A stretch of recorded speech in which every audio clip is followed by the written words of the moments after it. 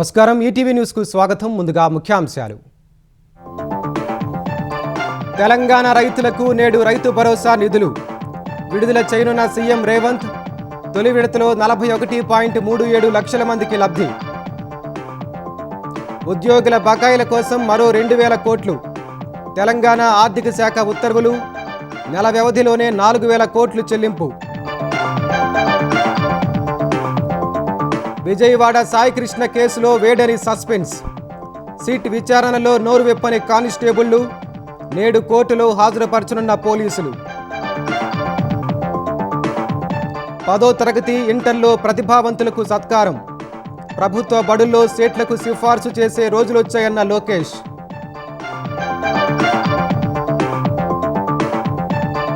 కాలుష్య రహిత ఢిల్లీ లక్ష్యంగా ప్రత్యేక ఈవీ పాలసీ. 2028 నుంచి పెట్రోల్ బైకులకు స్వస్తి. విద్యుత్ వాహనాలకే రిజిస్ట్రేషన్. అమెరికా ఇరాన్ చర్చలపై సందిగ్ధత. నేడు దోహాలో జరగాల్సిన భేటీపై ఇరు దేశాల భిన్న ప్రకటనలు.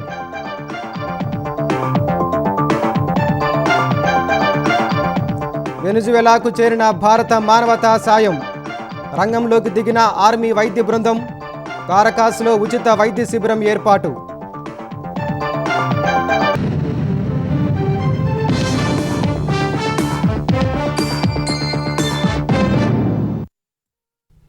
తెలంగాణలో వానాకాలం రైతు భరోసా నిధులు నేటి నుంచి రైతుల ఖాతాల్లో జమ కానున్నాయి. హైదరాబాద్లోని శిల్పకళా వేదిక నుంచి ముఖ్యమంత్రి రేవంత్ రెడ్డి రైతు భరోసా పంపిణీ ప్రారంభించనున్నారు.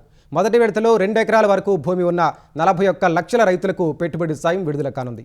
అటు కొత్తగా పాస్బుక్లు వచ్చిన రైతులు జూలై 5లోగా రైతు భరోసాకు దరఖాస్తు చేసుకోవచ్చని అధికారులు వెల్లడించారు. తెలంగాణలో అన్నదాతలకు రైతు భరోసా పెట్టుబడి సాయం పంపిణీ ఇవాల్టి నుంచి ప్రారంభం కానుంది. ఖమ్మం జిల్లా మధిర నియోజకవర్గంలో మెగా రైతు మేళా, రైతు ఆశీర్వాద సభ ఏర్పాటు చేసి రైతు భరోసా విడుదల చేయాలని ప్రభుత్వం భావించింది. అయితే వర్షాల వల్ల మధిరలో సభను రద్దు చేసి హైదరాబాద్లోని శిల్పకళా వేదికకు మార్చారు. ఇవాళ సాయంత్రం 4 గంటలకు శిల్పకళా వేదికపై నుంచి ముఖ్యమంత్రి రేవంత్ రెడ్డి లాంఛనంగా నిధులను విడుదల చేయనున్నారు. హైదరాబాద్ సభలో 2,500 మందికి పైగా రైతులు పాల్గొంటారని వ్యవసాయ శాఖ మంత్రి తుమ్మల నాగేశ్వరరావు తెలిపారు. అన్ని జిల్లాల నుంచి రైతు వేదికల ద్వారా అన్నదాతలు, ప్రజాప్రతినిధులు వీడియో కాన్ఫరెన్స్ ద్వారా పాల్గొనేలా ఏర్పాట్లు చేశారు. తెలంగాణ వ్యాప్తంగా 73,32,000 మంది అన్నదాతల ఖాతాల్లో దశల వారీగా రైతు భరోసా జమ చేయనున్నట్లు వ్యవసాయ శాఖ తెలిపింది. తొలి విడతలో 2 ఎకరాల వరకు భూమి ఉన్న 41,37,000 మంది రైతుల ఖాతాల్లో 2,482 కోట్ల రూపాయలు జమ చేయనున్నట్లు వెల్లడించింది. ఎకరం వరకు భూమి ఉన్న 14,65,000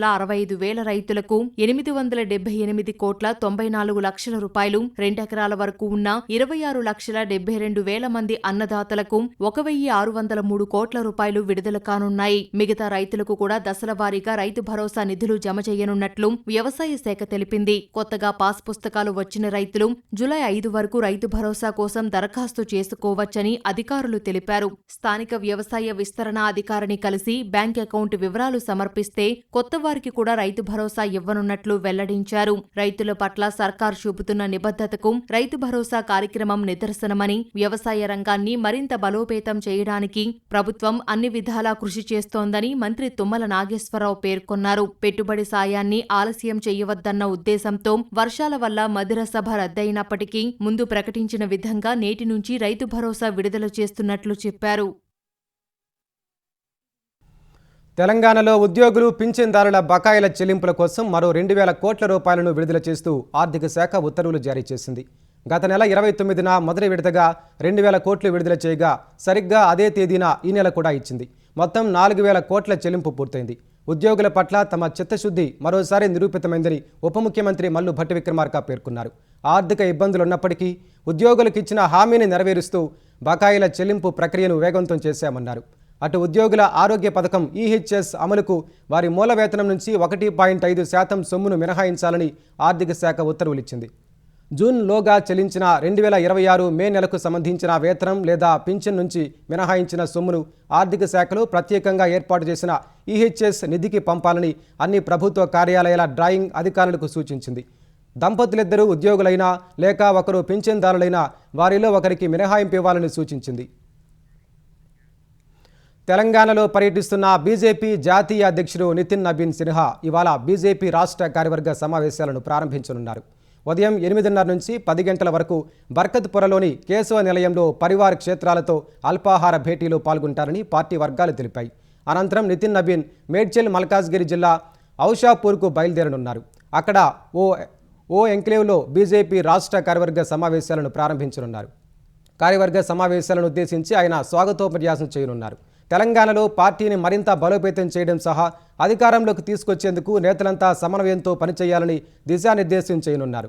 కార్యవర్గ సమావేశంలో 3 తీర్మానాలు చేయనున్నట్లు సమాచారం. రాజకీయ పరిస్థితిపై ఒక తీర్మానం, వ్యవసాయంపై మరో తీర్మానం, నరేంద్ర మోదీ 12 ఏళ్ల పాలనకు ధన్యవాదాలు తెలుపుతూ 3వ తీర్మానం చేయనున్నట్లు పార్టీ వర్గాలు తెలిపాయి. సమావేశం ముగిశాక నితిన్ నబీన్ ఢిల్లీకి బయలుదేరి వెళ్లనున్నారు. విజయవాడ కృష్ణలంక సాయి కృష్ణ మృతి శవం మాయం వ్యవహారానికి సంబంధించి కృష్ణలంక స్టేషన్కు చెందిన హెడ్ కానిస్టేబుల్ అశోక్ నాని నోరు విప్పడం లేదు. సిట్ అధికారులు సంధిస్తున్న ప్రశ్నలకు మౌనం వహిస్తున్నారు. గత వారం రోజులుగా పరారీలో ఉన్న వీరిద్దరూ నిన్న సాయంత్రం లొంగిపోయారు. ఇవాళ అశోక్ నానితో పాటు నాగరాజు సన్నిహితుడైన సురేష్ను కూడా న్యాయాధికారి ఎదుట అధికారులు ప్రవేశపెట్టనున్నారు. ఆంధ్రప్రదేశ్లో సంచలనం సృష్టించిన విజయవాడ కృష్ణలంక సాయి కృష్ణ మృతి కేసులో కీలక పరిణామం చోటు చేసుకుంది. ఈ కేసులో నిందితులుగా ఉన్న head constables Nani, Ashok south ACP ఎదుట లొంగిపోయారు. అనంతరం వీరిని తీసుకుని ఏసీపీ మానస కమాండ్ కంట్రోల్ కేంద్రంలో ఉన్న సిట్ కార్యాలయానికి వెళ్లారు. వీరిని సౌత్ ఏసీపీ నుంచి సిట్ అధికారులు తమ అదుపులోకి తీసుకున్నారు. సిట్ అధిపతి రవిప్రకాష్ నేతృత్వంలోని బృందం వీరిని విచారించింది. గత రాత్రి 9 గంటల వరకు ప్రాథమిక విచారణ సాగింది. ఇందులో ప్రత్యేక దర్యాప్తు బృందం పలు ప్రశ్నలు అడిగినట్లు తెలిసింది. కృష్ణలంక స్టేషన్లో సాయికృష్ణను ఎన్ని రోజులు ఉంచారు, గాయపడినప్పుడు ఎవరితో చికిత్స చేయించారు, ఎప్పుడు మరణించాడు, లాకప్లోనే చనిపోయాడా అని అనేక విధాలుగా ప్రశ్నించారు. మృతి చెందిన తర్వాత శవాన్ని ఏం చేశారు, ఈ విషయం స్టేషన్లో ఎవరెవరికి తెలుసు, సాయికృష్ణను ఎవరెవరు కొట్టారు అని అడిగారు. అయితే ఎన్ని ప్రశ్నలు అడిగినా ఇద్దరూ ఒక్క ప్రశ్నకు సమాధానం చెప్పలేదని తెలిసింది. 1-2 ప్రశ్నలకు మాత్రమే మాకేం తెలీదు అని పొడిపొడిగా జవాబిచ్చినట్లు సమాచారం. మరోవైపు పోలీస్ కస్టడీలో తీవ్రంగా గాయపడిన సాయికృష్ణకు స్టేషన్ సమీపంలోనే క్లినిక్ నిర్వహిస్తున్న ఆర్ఎంపీ ప్రథమ చికిత్స చేసినట్లు తెలిసింది. ఇతడిని సిట్ అధికారులు పిలిచి ప్రశ్నించారు. తన వద్దకు సిబ్బంది వచ్చి ప్రథమ చికిత్స చేయాలని చెప్పడంతో స్టేషన్కు వెళ్లి సాయికృష్ణకు చికిత్స అందించానని అతడు చెప్పినట్లు తెలుస్తోంది. ఏ రోజు పిలిచారు, మీ వద్దకు ఎవరు వచ్చారు, చికిత్స అందించినప్పుడు సాయికృష్ణ ఆరోగ్య పరిస్థితి ఎలా ఉంది, ఎలాంటి చికిత్స అందించారు, శరీరంపై ఎలాంటి గాయాలు ఉన్నాయి అని ప్రశ్నలు వేసి సమాధానాలు రాబట్టి అతని స్టేట్మెంట్ను రికార్డ్ చేసుకున్నారు. విచారణలో అశోక్, నాని పేర్లు చెప్పినట్లు సమాచారం. స్టేషన్ రైటర్ను కూడా సిట్ పిలిచింది. అతని నుంచి కూడా స్టేట్మెంట్ తీసుకుంది. ఈ వ్యవహారంపై మీకు ఏం తెలుసు, ఎవరి పాత్ర ఉంది వంటి ప్రశ్నలు వేసినట్లు తెలిసింది. అటు ఈ వ్యవహారంలో సీఐ నాగరాజుకు సన్నిహితుడైన ప్రైవేటు వ్యక్తి సురేష్ను గత 3 రోజులుగా సిట్ అధికారులు తమ అదుపులోకి తీసుకుని ప్రశ్నిస్తున్నారు. సిట్ అదుపులోనే ఉన్న కృష్ణలంక స్టేషన్ హెడ్ కానిస్టేబుల్ బాబురావును సోమవారం వదిలిపెట్టినట్లు సమాచారం. అవసరమైనప్పుడు తిరిగి విచారణకు పిలుస్తామని చెప్పి పంపించారు. 10వ తరగతి ఇంటర్మీడియట్లో అత్యధిక మార్కులతో విద్యార్థులు ఉత్తీర్ణత సాధించి తనను గెలిపించాలని ఆంధ్రప్రదేశ్ విద్యాశాఖ మంత్రి నారా లోకేష్ అన్నారు.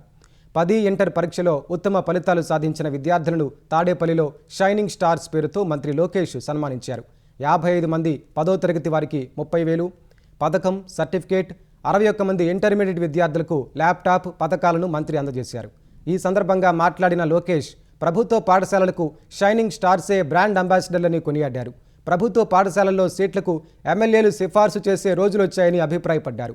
ఏ ఒక్క విద్యార్థి చదువు మధ్యలో వదిలేసి బయటికి వెళ్లకూడదనేదే తన ఆలోచనగా చెప్పారు.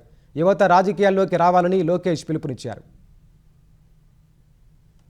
ఒక లక్ష్యం పెట్టుకున్నాం, ఆ లక్ష్యం సాధించేదానికి అహర్నిశలు కష్టపడాలన్న ఆలోచన, పట్టుదల వచ్చినప్పుడే మనం సక్సెస్ అవుతాం. దానికి అద్భుతమైన ఉదాహరణ ఇక్కడున్న పిల్లలు.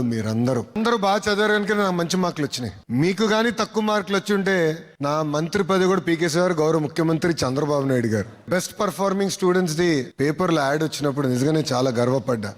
మొదటిసారి ప్రభుత్వ పాఠశాలలో చదివిన పిల్లల ఫోటోలు వస్తాం, నిజంగానే చాలా ఆనందం కల్పించింది. ప్రభుత్వ పాఠశాలలో అదేవిధంగా విద్యాశాఖలో పొలిటికల్ ఇన్వాల్వ్మెంట్, పొలిటికల్ రంగులు, పొలిటికల్ ఫోటోలు ఉండకూడదని నేను నిర్ణయం తీసుకున్నా. అగ్రిగోల్డ్ డిపాజిట్ కుంభకోణం కేసులను సమీక్షించేందుకు మంత్రుల కమిటీని ఆంధ్రప్రదేశ్ ప్రభుత్వం ఏర్పాటు చేసింది. హోం, పౌర సరఫరాలు, వైద్యారోగ్య, ఆర్థిక, రెవెన్యూ శాఖల మంత్రులతో ఈ కమిటీ పనిచేయనుంది. అగ్రిగోల్డ్ బాధితులకు న్యాయం చేసేందుకు ఏర్పాటైన వ్యవస్థలను, వివిధ చర్యలను మంత్రుల కమిటీ సమీక్షిస్తుంది. 8 ప్రధాన అంశాలను కమిటీ పరిశీలించనుంది. న్యాయపరమైన అడ్డంకులు సహా క్రిమినల్ మిస్లీనియస్ పిటిషన్లు, అగ్రిగోల్డ్ కేసులను వేగంగా పరిష్కరించడానికి ప్రత్యేక న్యాయస్థానం ఏర్పాటుపై సమీక్షిస్తారు.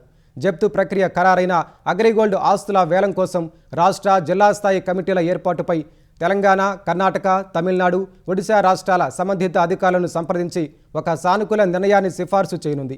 8 రాష్ట్రాల బాధితులైన డిపాజిటర్ల మధ్య అగ్రిగోల్డ్ మొత్తాన్ని సమానంగా పంపిణీ చేయడానికి కార్యాచరణ ప్రణాళికను మంత్రుల కమిటీ సూచిస్తుంది. ఆక్వా రైతు బాగుంటేనే హేచరీలైన ఇతర అనుబంధ సంస్థలైనా బాగుపడతాయని, వారి సంక్షేమానికి కూటమి ప్రభుత్వం పెద్దపీట వేస్తోందని ఆంధ్రప్రదేశ్ వ్యవసాయ శాఖ మంత్రి అచ్చెన్నాయుడు అన్నారు. కాకినాడలో all India shrimp hatcheries, Andhra Pradesh hatcheries అసోసియేషన్ల ఆధ్వర్యంలో జరిగిన సమావేశానికి మంత్రి హాజరయ్యారు. ఆక్వా రంగ వికాసం లక్ష్యంగా ప్రచురించిన హేచ్ ఇండియా కాంపెండియం పుస్తకాన్ని మంత్రి ఆవిష్కరించారు. ప్రాథమిక రంగంలో కొనసాగుతున్న హేచరీలకు వ్యవసాయ అనుబంధ రంగాలలాగే రాయితీలో ప్రోత్సాహకాలు కల్పించాలని అసోసియేషన్ ప్రతినిధులు మంత్రిని కోరారు. ఆక్వా రైతులకు రూపాయన్నరకి అందిస్తున్న విద్యుత్ రాయితీని హేచరీలకు వర్తింపజేయాలని విజ్ఞప్తి చేశారు. అందుకు అచ్చెన్నాయుడు సానుకూలంగా స్పందించి సీఎం దృష్టికి తీసుకెళ్తానన్నారు. ఆర్థిక ఇబ్బందులున్న కూటమి ప్రభుత్వంపై ఏడాదికి 1180 కోట్ల రూపాయల భారం పడినా రైతులకు మేలు జరిగే నిర్ణయాలు తీసుకుంటున్నట్లు చెప్పారు. 2019 గొడ్డల పార్టీ అధికారంలోకి వచ్చినప్పుడు 2024 వరకు ₹19.80 పెంచారు. ఆ రోజు ఇంటర్నేషనల్ మార్కెట్లో రా మెటీరియల్ పెరగలేదు. మనం వచ్చిన తర్వాత ఇమీడియట్గా ₹4 తగ్గించాం. మళ్ళీ రా మెటీరియల్ పెరిగితే ఒక ₹4 పెంచాం. ఈరోజు సోయాబీన్ కానీ, ఫిష్ ఆయిల్ కానీ విపరీతంగా పెరిగాయి. వాళ్ళు మేము ₹35 కేజీకి పెంచకపోతే ఇండస్ట్రీ నడపలేమన్నారు. వాళ్ళు ఆల్మోస్ట్ ₹14-15 పెంచుతూ ఆర్డర్స్ చేశారు. ఇమీడియట్గా అబ్జర్వ్ చేశాం. వాళ్ళని వీళ్ళని కూర్చోబెట్టి ఒక సమన్వయం చేశాం. స్టార్ హోటల్స్ అసోసియేషన్ సభ్యులు ముఖ్యమంత్రి చంద్రబాబును సచివాలయంలో కలిసి అన్న క్యాంటీన్లకు భారీ విరాళం అందించారు. తమ అసోసియేషన్ తరపున 50 లక్షల రూపాయల చెక్కును సీఎంకు అందజేశారు. ఈ సందర్భంగా వారిని సీఎం అభినందించారు. ముఖ్యమంత్రిని కలిసిన వారిలో AP star hotels association president RV Swamy, vice president Pavan Karthik, secretary C Murthy, Taj Vivanta chairman Malineni Rajaiah, Murali Fortune hotel chairman Muttavarapu Murali, GRT hotels అధినేత వి శరణ్ ఉన్నారు. అమెరికా ఇరాన్ చర్చలపై మరోసారి గందరగోళం తలెత్తింది. తదుపరి విడత సంప్రదింపులకు సంబంధించి ఇరు దేశాలు తాజాగా పరస్పరం విరుద్ధ ప్రకటనలు చేశాయి. ఖతార్ రాజధాని దోహా వేదికగా ఇవాళ మరోసారి చర్చలు జరగనున్నాయంటూ అమెరికా అధ్యక్షుడు డొనాల్డ్ ట్రంప్ తెలపగా ఆయన ప్రకటనను ఇరాన్ తోసిపుచ్చింది. అలాంటి షెడ్యూల్ ఏమీ ఖరారు కాలేదని స్పష్టం చేసింది. తమ ప్రతినిధులతో తదుపరి భేటీ కోసం ఇరాన్ అధికారులు విన్నవించారని, దోహాలో మంగళవారం సమావేశం జరుగుతుందని ట్రంప్ సోషల్ మీడియాలో పేర్కొన్నారు. ఈ భేటీలో తమ దేశ ప్రతినిధులు స్టీవ్ విట్కాఫ్, జేడ్ కుష్నర్ పాల్గొంటారని శ్వేత సౌధం వెల్లడించింది. తాత్కాలిక ఒప్పందం నిబంధనలపై వాషింగ్టన్, టెహ్రాన్ మధ్య చర్చలు నేడు పునః ప్రారంభమవుతాయని పాకిస్తాన్ కూడా తెలిపింది. అయితే ఈ ప్రకటనను ఇరాన్ సీనియర్ ప్రతినిధి కజెం గరీబాబాదీ ఖండించారు. దోహాలో భేటీ ఇంకా ఖరారు కాలేదని, అవతలి పక్షంలో సాధారణ సంప్రదింపులు మాత్రం యథాతథంగా కొనసాగుతున్నాయని చెప్పారు. వరుస భూకంపాలతో అల్లాడిపోయిన వెనుజువేలాకు భారత్ అండగా నిలిచింది. ఆపరేషన్ అమిస్తాద్ పేరిట కేంద్రం పెద్ద ఎత్తున మానవతా సాయాన్ని అందజేస్తోంది. ఇందులో భాగంగా వైమానిక దళానికి చెందిన 2 C-17 గ్లోబ్ మాస్టర్ విమానాలు ఢిల్లీ నుంచి బయలుదేరి రాజధాని కారకాస్కు చేరుకున్నాయి. ఇందులో అత్యవసర వైద్య సేవలు అందించే 2 అత్యాధునిక మొబైల్ ఆసుపత్రులు, 35 టన్నుల మందులు, వైద్య పరికరాలు ఉన్నాయి. కారకాస్లోని అంతర్జాతీయ లారింకో నాడా రేస్ ట్రాక్ వద్ద భారత ఆర్మీ వైద్య శిబిరాన్ని ఏర్పాటు చేసింది. అందులో భారత సైనిక వైద్యుల బృందం ఉచిత వైద్య సేవలను అందిస్తోంది. వెనుజువేలా ఉప ఆరోగ్య మంత్రి సైతం ఈ భారతీయ వైద్య శిబిరాన్ని సందర్శించి కృతజ్ఞతలు తెలిపారు. మరోవైపు 5 రోజులుగా శిథిలాల కింద ఉన్నవారు ప్రాణాలతో బయటపడే అవకాశాలు క్షీణిస్తున్నాయి. లా గుఐరాలో సోమవారం మళ్లీ 4.6 తీవ్రతతో బలమైన ప్రకంపనలు రావడంతో కారకాస్ ప్రజలు భయంతో వీధుల్లోకి పరుగులు తీశారు. అటు అమెరికా సైతం వెనుజులాకు భారీ సాయాన్ని అందిస్తోంది. అమెరికాకు చెందిన 300 మంది రక్షక సిబ్బంది క్షేత్రస్థాయిలో పనిచేస్తుండగా ప్రతిరోజు 24 మిలిటరీ విమానాల ద్వారా సాయం అందుతోంది. ఇప్పటి వరకు అమెరికా $300 మిలియన్ ఆర్థిక సాయాన్ని ప్రకటించింది. తెలంగాణలో పలువురు ఐపీఎస్ అధికారులను బదిలీ చేస్తూ ప్రభుత్వం ఉత్తర్వులు జారీ చేసింది. వీరిలో అనేక మందికి అదనపు బాధ్యతలు అప్పగించింది. హైదరాబాద్ శాంతి భద్రతల జాయింట్ కమిషనర్గా ఉన్న ఎన్ శ్వేతను వరంగల్ కమిషనర్గా బదిలీ చేయడంతో పాటు భద్రాద్రి జోన్ 4 డీఐజీగా పూర్తి అదనపు బాధ్యతలు అప్పగించారు. వరంగల్ కమిషనర్గా ఉన్న సన్ప్రీత్ సింగ్ను సైబరాబాద్ ట్రాఫిక్ జాయింట్ కమిషనర్గా బదిలీ చేసి రాజన్న సిరిసిల్ల జోన్ 3 డీఐజీగా అదనపు బాధ్యతలు ఇచ్చారు. రామగుండం కమిషనర్ అంబర్ కిషోర్ ఝాకు కాళేశ్వరం జోన్ 1 డీఐజీగా పూర్తి అదనపు బాధ్యతలు ఇచ్చారు. Hyderabad traffic joint commissioner Joel డేవిస్కు యాదాద్రి జోన్ 5 డీఐజీగా అదనపు బాధ్యతలు అప్పగించారు. సిఐ సెల్ డీఐజీ భాస్కరన్కు బాసరా జోన్ 2 డీఐజీగా పూర్తి అదనపు బాధ్యతలు ఇచ్చారు. Hyderabad special branch joint commissioner Vijay కుమార్కు హైదరాబాద్ ఉత్తర మండలం శాంతి భద్రతల జాయింట్ కమిషనర్గా పూర్తి అదనపు బాధ్యతలివ్వగా అనిసా జాయింట్ డైరెక్టర్గా ఉన్న సింధు శర్మను సిఐ సెల్ ఎస్పీగా బదిలీ చేశారు. ఆమెకు ఎస్ఐబి ఎస్పీగా పూర్తి అదనపు బాధ్యతలు అప్పగించారు. SIB SP Saishekar Secunderabad railway పోలీసుకు బదిలీ చేశారు. తెలంగాణలో ప్రస్తుతం నివాసం ఉంటున్న మొత్తం కుటుంబాల సంఖ్య దాదాపు 1,14,00,000. కేంద్రం చేపట్టిన జనగణన లెక్కల్లో ఈ మేరకు అంచనా వేసినట్లు తెలుస్తోంది. అయితే దీనిపై అధికారికంగా సమాచారం వెల్లడించాల్సి ఉంది. 2027 ఆఖరు నాటికి ఇది వెల్లడయ్యే అవకాశం ఉంది. తెలంగాణ ఏర్పడిన తర్వాత 2 సార్లు రాష్ట్ర ప్రభుత్వం నిర్వహించిన సర్వేల్లో వెల్లడైన గణాంకాల కన్నా తాజా లెక్కల్లో కుటుంబాల సంఖ్య అధికంగా ఉన్నట్లు తేలినట్లు సమాచారం. జనాభా కూడా ఆ గణాంకాలను మించి ఉన్నట్లు తెలుస్తోంది. తాజా లెక్కల ప్రకారం తెలంగాణలోని మొత్తం కుటుంబాల్లో ఓఆర్ఆర్ లోపల గ్రేటర్ హైదరాబాద్లో నివసిస్తున్నవి దాదాపు 36 లక్షలుగా తెలుస్తోంది. అంటే గోవాలోని మొత్తం కుటుంబాల సంఖ్య కన్నా ఇది ఎక్కువని గణాంకాలు చెబుతున్నాయి. తెలంగాణ ఏర్పడిన తర్వాత జనాభా లెక్కలను కేంద్రం అధికారికంగా ఈ ఏడాది తొలిసారి సేకరిస్తోంది. మొదటి దశలో భాగంగా మే 11 నుంచి జూన్ 9 వరకు ఇంటింటికి తిరిగి కుటుంబాలను, భవనాలు, ఇళ్లు, ఇతర అన్ని రకాల కట్టడాలను నమోదు చేశారు. జనగణన రెండో దశ కింద వ్యక్తిగతంగా ప్రతి ఒక్కరి వివరాలను 2027 ఫిబ్రవరిలో సేకరించనున్నారు. తెలంగాణ వ్యాప్తంగా ఎస్ఐఆర్ ప్రక్రియ చురుగ్గా కొనసాగుతోందని, 4 రోజుల్లో 1,73,00,000 ఎన్యూమరేషన్ ఫారాల పంపిణీ పూర్తయిందని రాష్ట్ర ప్రధాన ఎన్నికల అధికారి సుదర్శన్ రెడ్డి తెలిపారు. బూత్ లెవెల్ అధికారులు నిబంధనలకు విరుద్ధంగా వ్యవహరిస్తే కఠిన చర్యలు ఉంటాయని హెచ్చరించారు. ఓటరు జాబితా ప్రత్యేక సమగ్ర సవరణపై జిల్లా కలెక్టర్లతో సుదర్శన్ రెడ్డి వీడియో కాన్ఫరెన్స్ నిర్వహించారు. ఎన్యూమరేషన్ ఫారాల పంపిణీపై సంతృప్తి వ్యక్తం చేసిన సీఈఓ, బిఎల్ఓలు, ఈఆర్ఓల పనితీరును అభినందించారు. నిర్ణీత గడువులోగా ఎన్యూమరేషన్ ఫారాలన్నీ ఓటర్లకు అందజేసేలా జిల్లా అధికారులు బిఎల్ఓలను ప్రోత్సహించాలన్నారు. ఎస్ఐఆర్ ప్రక్రియలో రాజకీయ పార్టీల బూత్ స్థాయి ఏజెంట్లు చురుగ్గా పాల్గొనాలని సూచించారు. ఎన్యూమరేషన్ ఫారాలను నింపడంలో ఓటర్లకు సహాయపడేలా బిఎల్ఓలకు మరోసారి శిక్షణ ఇవ్వాలని అధికారులను సుదర్శన్ రెడ్డి ఆదేశించారు. ప్రధాని నరేంద్ర మోదీ ఆదేశాల మేరకే ఎన్నికల సంఘం పనిచేస్తుందని తెలంగాణ పీసీసీ అధ్యక్షుడు మహేష్ కుమార్ గౌడ్ విమర్శించారు. ఎస్ఐఆర్ పేరిట కేటీఆర్, హరీష్ రావులు నెత్తికి రుమాలు కట్టుకుని మరీ కాంగ్రెస్ను తిడుతున్నారని మండిపడ్డారు. నిజామాబాద్ జిల్లా నందిపేటలో ఎస్ఐఆర్పై నిర్వహించిన బిఎల్ఓల అవగాహన సదస్సులో పాల్గొన్న మహేష్ కుమార్ బీజేపీ పార్టీ గుళ్ళు గోపురాల పేరుతో వ్యాపారం చేస్తోందని ఆరోపించారు. 12 ఏళ్లలో ప్రధాని ఏం చేశారో లెక్కలు తేల్చాలని డిమాండ్ చేశారు. ప్రధానమంత్రి దేశానికి ప్రధానమంత్రి అయినా ఒక పార్టీ కార్యకర్త అయినా సో వారు చెప్పినట్టుగా చేయడంలో అర్హులైన వారి ఓట్లు తొలగింపు కార్యక్రమం జరుగుతూ ఉంది. ఇలా ఎస్ఐఆర్ పేరిట టీఆర్ఎస్ బామర్దులు తిరుగుతూ ఉన్నారు, రుమాలు చుట్టుకొని తిరుగుతున్నారు. ఏం పని చేస్తున్నారు? ఎస్ఐఆర్ 2 నిమిషాలు మాట్లాడి ముఖ్యమంత్రిని కాంగ్రెస్ పార్టీ తిడుతూ ఉన్నారు. ఏం హక్కు ఉందండి వాళ్ళకి? కేటీఆర్ కానీ హరీష్ రావు కానీ 10 ఏళ్ళ పాలన మనం చూడలేదా? మర్చిపోయారు ఎవరన్నా? ప్రజలు అమాయకులు మర్చిపోయారు. మేమేదో చెప్తే నమ్ముతారని బావ ఒక దిక్కు, బామ్మ ఒక దిక్కు, చెల్లైతే వెళ్ళిపోయింది. వాళ్ళు ఇలా రాష్ట్రం తిరిగి కాంగ్రెస్ గురించి మాట్లాడుతున్నారు. ఏం తక్కువ చేసిందే కాంగ్రెస్? తెలంగాణలో నిరుద్యోగుల జీవితాలతో చెలగాటమాడుతున్న సీఎం రేవంత్ రెడ్డి చరిత్రలో కనుమరుగుగాక తప్పదని తెలంగాణ రక్షణ సేన అధ్యక్షురాలు కల్వకుంట్ల కవిత అన్నారు. హైదరాబాద్ దిల్సుఖ్ నగర్లో జరిగిన నిరుద్యోగ నిరసనలో పాల్గొన్న ఆమె రేవంత్ రెడ్డి నిరుద్యోగులకు ఇచ్చిన మాటను మరిచి మోసం చేస్తున్నారని విమర్శించారు. ఉద్యోగం కోసం ఎదురు చూస్తున్న విద్యార్థుల జీవితాలతో ఆడుకున్న వాళ్ళు అధోగతి పాలయ్యారని హెచ్చరించారు. నిరుద్యోగ యువతకు కానిస్టేబుల్ ఉద్యోగాల్లో అన్యాయం జరుగుతోందని కవిత ఆవేదన వ్యక్తం చేశారు. పల్నాడు జిల్లా నరసరావుపేటలో వైసీపీ శ్రేణులు రెచ్చిపోయాయి. కేసానపల్లికి చెందిన కొంతమంది వైసీపీ వర్గీయులు టీడీపీ నాయకులపై కర్రలతో దాడి చేశారు. నరసరావుపేట లింగంగుంట్ల ప్రభుత్వ ఆసుపత్రి వద్ద గత రాత్రి ఈ ఘటన జరిగింది. వైసీపీ మోకల దాడిలో నరసరావుపేట నియోజకవర్గ టీడీపీ బీసీసీల అధ్యక్షుడు బసవేశ్వరరావు తీవ్రంగా గాయపడ్డారు. ప్రైవేట్ ఆసుపత్రిలో చికిత్స పొందుతున్న ఆయన్ను ఎమ్మెల్యే చదలవాడ అరవింద్ బాబు పరామర్శించారు.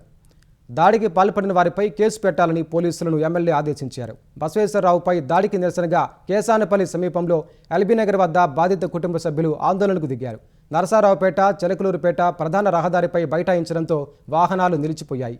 కేసానపల్లిలో టీడీపీ, వైసీపీ వివాదాలకు స్థానిక వీఆర్ఓ కారణమంటూ మహిళలు ఆరోపించారు. నాగరాజుగాడు, చంటిగాడు, నానిగాడు, కోళ్ల బుజ్జిగాడు, పిచ్చిగాడు వీళ్ళందరూ కలిసి నా భర్తను చంపబోయారు. నా భర్త చెయ్యిరిగింది. వాడు మాతకి శాంతిగాడు కూడా వైసీపీ పార్టీ వాళ్ళు నా భర్త టీడీపీ నాయకుడైన మండల ప్రెసిడెంట్ అయినా గానీ వాళ్ళు కాపగాసి నా భర్తను కొట్టారు. అదే నా భర్తకే ఉన్నాయి. దేవుడి బాధ్యత. దేవుడు న్యాయం చేస్తారు. నా ఇద్దరు చిన్న పిల్లలకి వైసీపీ పార్టీలో మీరే కొట్టారు. టీడీపీ పార్టీలో మీరే కొట్టారు. ఏం చేయడానికి మమ్మల్ని మేము కొట్టలేక మా చేతగాక రాజకీయం మా చేతిలో లేదా మేము పట్టించుకోలేక ఎందుకు మిమ్మల్ని వదిలిపెట్టింది. వైసీపీ ప్రభుత్వ హయాంలో జరిగిన గ్రూప్ 1 జవాబు పత్రాల మూల్యాంకనం అక్రమాలపై దర్యాప్తు జరిపిన సిట్ మధ్యంతర నివేదికను సీల్డ్ కవర్లో ఆంధ్రప్రదేశ్ హైకోర్టుకు అందజేసింది. తుది నివేదిక దాఖలు చేసేందుకు మరో 3 వారాల సమయం కోరింది. అందుకు అంగీకరించిన ధర్మాసనం విచారణను జూలై 24కు వాయిదా వేసింది. మధ్యంతర నివేదికను పరిశీలించిన ధర్మాసనం సీల్డ్ కవర్లో ఉంచి తదుపరి విచారణకు తమ ముందు ఉంచాలని రిజిస్ట్రార్ జ్యుడిషియల్కు స్పష్టం చేసింది. హైకోర్టు న్యాయమూర్తులు జస్టిస్ భట్టు దేవానంద్, జస్టిస్ హరిహరనాథ శర్మతో కూడిన ధర్మాసనం ఈ మేరకు ఉత్తర్వులు ఇచ్చింది. అంతకుముందు సిట్ తరపున పబ్లిక్ ప్రాసిక్యూటర్ ఎం లక్ష్మీనారాయణ వాదనలు వినిపిస్తూ మధ్యంతర నివేదికను కోర్టు ముందు ఉంచామన్నారు. సిట్కు నేతృత్వం వహిస్తున్న సిఐడి డీజీ రవిశంకర్ అయ్యన్నార్ వివరణ ఇస్తూ దర్యాప్తులో భాగంగా ఇప్పటికే 80% పని పూర్తి చేశామన్నారు. 20% పని పూర్తి కావాల్సి ఉందన్నారు. సిమ్లా ఫోరెన్సిక్ ల్యాబ్ నుంచి నివేదిక రావాల్సి ఉందన్నారు. తుది నివేదిక దాఖలుకు మరికొంత సమయం కావాలన్నారు. రాష్ట్రపతి ద్రౌపది ముర్ము నేడు విశాఖలో పర్యటించనున్నారు. నగరంలోని కేంద్రీయ గిరిజన విశ్వవిద్యాలయం తొలి స్నాతకోత్సవాన్ని ఇవాళ స్థానిక బీచ్ రోడ్లోని నోవాటెల్ హోటల్లో నిర్వహించనున్నారు. ఈ వేడుకలకు ముఖ్య అతిథిగా రాష్ట్రపతి ద్రౌపది ముర్ము హాజరు కానున్నారు. గవర్నర్ అబ్దుల్ నజీర్, కేంద్ర విద్యాశాఖ మంత్రి ధర్మేంద్ర ప్రధాన్, మంత్రి నారా లోకేష్, వ్యవస్థాపక వీసీ కట్టమణి సహా రిజిస్ట్రార్ జితేంద్ర మోహన్ మిశ్రా పాల్గొంటారు. 2020-21 నుంచి 2025-26 విద్యా సంవత్సరాల వరకు వివిధ కోర్సులు అభ్యసించిన 373 మంది డిగ్రీ, పీజీ విద్యార్థులకు పట్టాలు ప్రదానం చేయనున్నారు. అత్యుత్తమ ప్రతిభ కనపరిచిన 13 మంది విద్యార్థులకు రాష్ట్రపతి బంగారు పతకాలు అందజేయనున్నారు. ఈ వేడుక కోసం రాష్ట్రపతి ముర్ము ఢిల్లీ నుంచి ప్రత్యేక విమానంలో మధ్యాహ్నం 12:30 గంటలకు విశాఖకు చేరుకుంటారు. విమానాశ్రయం నుంచి ఐఎన్ఎస్ చోళాకెళ్లి విశ్రాంతి తీసుకుంటారు. మధ్యాహ్నం 3 గంటలకు నోవాటెల్ హోటల్కు చేరుకుని స్నాతకోత్సవంలో పాల్గొంటారు. రాష్ట్రపతి పర్యటన సందర్భంగా విశాఖ నగరం ముస్తాబైంది.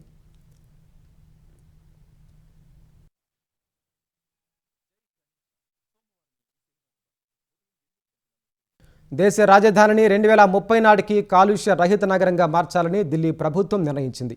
ఈ మేరకు విద్యుత్ వాహనాలను ప్రజలు కొనుగోలు చేసేందుకు వీలుగా భారీగా పన్ను రాయితీలు, ప్రోత్సాహకాలను ప్రకటించింది.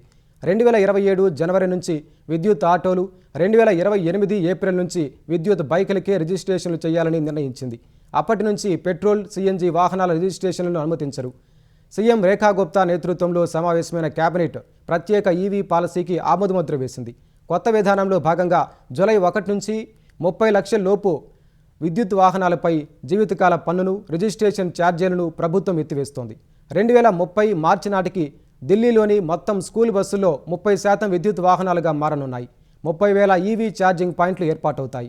పాలసీ అమల్లోకి వచ్చిన తొలి ఏడాదిలో ఈవీ బైక్ కొనుగోలు చేసే వారికి 30,000 ప్రోత్సాహం ఇస్తారు. రెండో ఏడాదిలో 20,000, మూడో ఏడాది 10,000 ఇస్తారు. విద్యుత్ ఆటోలు, ట్రక్కులను కొనుగోలు చేసేవారికి సైతం ప్రోత్సాహకాలు ఇస్తారు. 2027 జనవరి 1 నుంచి కేవలం ఈవీ ఆటోలకే రిజిస్ట్రేషన్ చేస్తారు. పెట్రోల్, సిఎన్జి వాహనాలను అనుమతించబోరు. 2028 ఏప్రిల్ 1 నుంచి విద్యుత్ బైకుల రిజిస్ట్రేషన్లనే అనుమతిస్తారు. రామమందిర విరాళాల దుర్వినియోగం వ్యవహారంలో తవ్వే కొద్దీ అనేక లోపాలు బయటపడుతున్నాయి.